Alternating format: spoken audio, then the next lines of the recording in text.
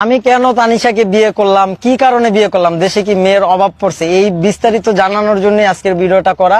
আমি সত্যি তানিশাকে বিয়ে করছি, তবে মানে ভাই বউর বান্ধবীকে বিয়ে করে আর বড় গলার ভিডিও করে আমাদেরকে জানাচ্ছে, এইসব ছেলেদেরকে কি করার দরকার ভাই? আপনারা একটু জানান তো ভাই। এই বিয়ের পিছনে অনেক কারণ আছে। কারণ অলরেডি আপনারা অনেক ভিডিওতে দেখে ফেলছেন, কিন্তু এতদিন যে ভিডিওগুলো দেখছেন কাটসাট ভিডিওগুলো সম্পূর্ণ ফেক ছিল। আমি হ্যাঁ ঠিকই ভাবছেন, মিমের সাথে সাহায্য তানিশের সাথে নতুন বিয়ে, তো টপিকটা থাকবে আজকের এই ভিডিওতে। তাহলে চলো।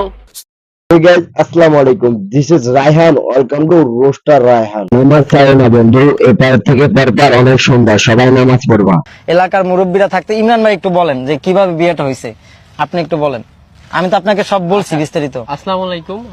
বিষয়টা হচ্ছে নাজিম হচ্ছে ও আচ্ছা আচ্ছা, এই বাঞ্চ টোটাল এখানে আছে, এই বাঞ্চ যতগুলো কাপল বলকারে ঢুকছে অতগুলো কাপল বলকারের সংসার ভাঙছে। নিঃসন্দেহে তুই ঠিক কথা বলেছিস।